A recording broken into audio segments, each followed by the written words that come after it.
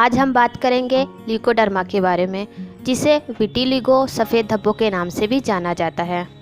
Leucoderma क्या होता है, कैसे होता है, सिम्टम क्या होते हैं और 6 होम्योपैथी मेडिसिन जिसे ल्यूकोडर्मा में यूज़ कर सकते हैं, आज इन सभी के बारे में आपको बताएंगे। ल्यूकोडर्मा कोई संक्रामक बीमारी नहीं है। ये छूने से या सामान यूज़ करने से नहीं फैलता है। एक बात लोगों को कहते हुए सुना होगा, मछली के साथ दूध पीने से सफ़ेद दाग हो जाते हैं, बट ऐसा नहीं होता है। ये रिसर्च हो चुकी है। ल्यूकोडर्मा एक ऑटो इम्यून डिसीज़ है जिसमें एंटीबॉडीज़ अपने ही शरीर के पिगमेंट प्रोड्यूस करने वाली सेल्स को नष्ट करना शुरू कर देती हैं, जिन्हें मेलेनोसाइट्स कहते हैं।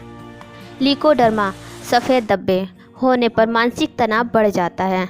लोग क्या सोचेंगे, क्या कहेंगे, कैसे रिएक्ट करेंगे, ऐसे ही एम्बैरेसमेंट मोमेंट के बारे में सोच करके लोग डिप्रेशन में चले जाते हैं और स्ट्रेस की वजह से सफ़ेद धब्बे तेज़ी से बढ़ने लगते हैं। सफ़ेद धब्बे किस वजह से होते हैं, इसका कोई क्लियर कारण नहीं है, बट रिसर्च के अकॉर्डिंग ये माना जाता है कि एक ऑटो इम्यून डिसीज़ है जिसमें एंटीबॉडीज़ अपने ही शरीर के पिगमेंट प्रोड्यूस करने वाली सेल्स को नष्ट करना शुरू कर देती हैं। दूसरा रीज़न कुछ केसों में साइकोलॉजिकली स्ट्रेस की वजह से भी हो सकते हैं। तीसरा, जिनमें फैमिली हिस्ट्री सफ़ेद धब्बों की चलती आ रही हो। इसके अलावा और भी कारण हो सकते हैं, जैसे कोई और ऑटो इम्यून डिसीज़ हो, सनबर्न होने पर, रेसिस या अदर स्किन डिसऑर्डर होने पर भी, 55 की उम्र में बालों के ग्रे होने पर भी। सफ़ेद धब्बे 95% लोगों में 40 की उम्र से पहले ही स्टार्ट हो जाते हैं। सफ़ेद धब्बे इरेगुलर शेप और साइज के होते हैं।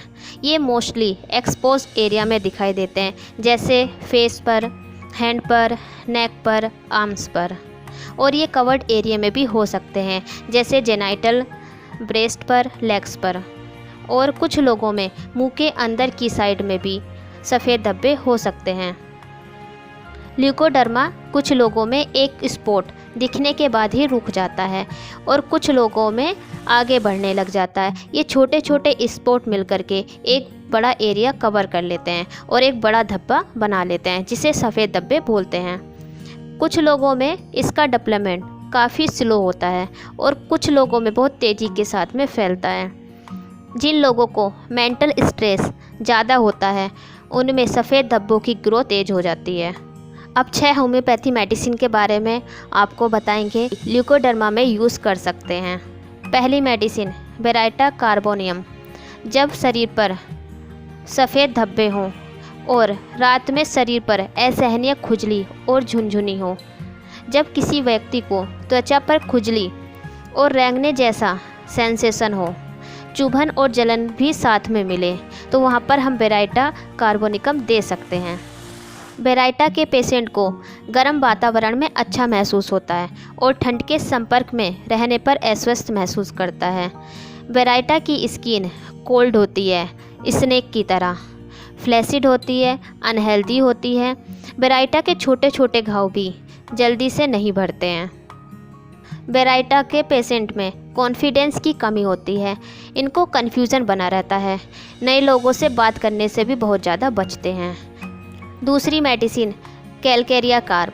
मिल्की वाइट स्पॉट, मतलब बिल्कुल दूध की तरह सफ़ेद धब्बे हों, तब हम कैलकेरिया कार्बोनिकम दे सकते हैं। कैलकेरिया के पेशेंट को पसीना बहुत ज़्यादा आता है, स्पेशली गर्दन पर, सिर पर और चेस्ट पर। ये कोल्ड वेदर को टॉलरेट नहीं कर पाते हैं, आसानी से इनको ठंड लग जाती है। इनमें कॉन्स्टिपेशन भी अक्सर बना रहता है, दिखने में थोड़े मोटे होते हैं। कैलकेरिया कार्ब के पेशेंटों में एग क्रेविंग भी देखी जा सकती है। इन लोगों को इनडाइजेस्टिबल चीज़ों की क्रेविंग होती है, जैसे पेंस। कैलकेरिया कार्ब के पेशेंटों को बहुत ज़्यादा डर लगता है कि कहीं कोई दुर्घटना ना हो जाए, जो सामने वाले को बीमारियां हमें ना हो जाए, तो इस तरीके के काफ़ी ज़्यादा इनको डर बना रहता है। तीसरी मेडिसिन सिलिसिया। जब ल्यूकोडर्मा में गुलाबी रंग के धब्बे दिखाई दें, तब हम सिलिसिया दे सकते हैं। सिलिसिया की स्किन पीली ऑयली और अनहेल्दी स्किन होती है। सिलीसिया के पेशेंटों में इरप्शन में पस पड़ जाता है और सिलीसिया के पेशेंट के हाथ पैरों के तलुओं में बहुत ज़्यादा पसीना आता है। ठंड भी इनको आसानी से लग जाती है। ये दिखने में पतले लीन थीन होते हैं। इनकी फिंगर टिप फटी हुई और नाखून भी टूटे हुए होते हैं। सिलीसिया पेशेंट अंडर कॉन्फिडेंट होते हैं। लोगों के बीच में बोलने से डर लगता है। इनको काफ़ी ज़्यादा शर्म लगती है और टिमिड भी होते हैं। इनको निडल, पिन या शार्प जो भी चीज़ें होती हैं उनसे बहुत ज़्यादा डर लगता है। चौथी मेडिसिन सल्फ़र।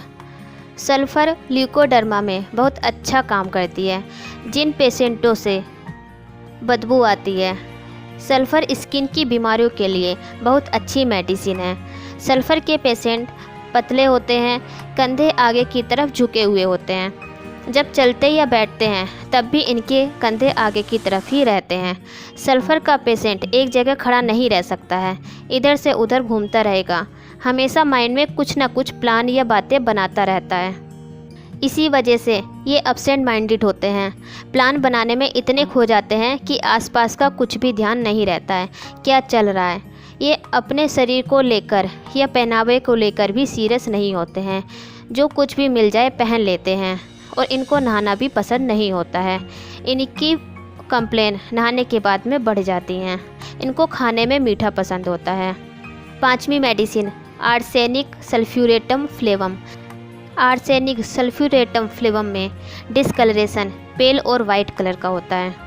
छठी मेडिसिन सोराइनम। सफ़ेद दाग पर सफ़ेद बालों का गुच्छा हो तब सोराइनम को दे सकते हैं और इसका काफ़ी अच्छा रिजल्ट देखने को मिलता है। इसकी खुराक वीक में एक बार ही दे सकते हैं।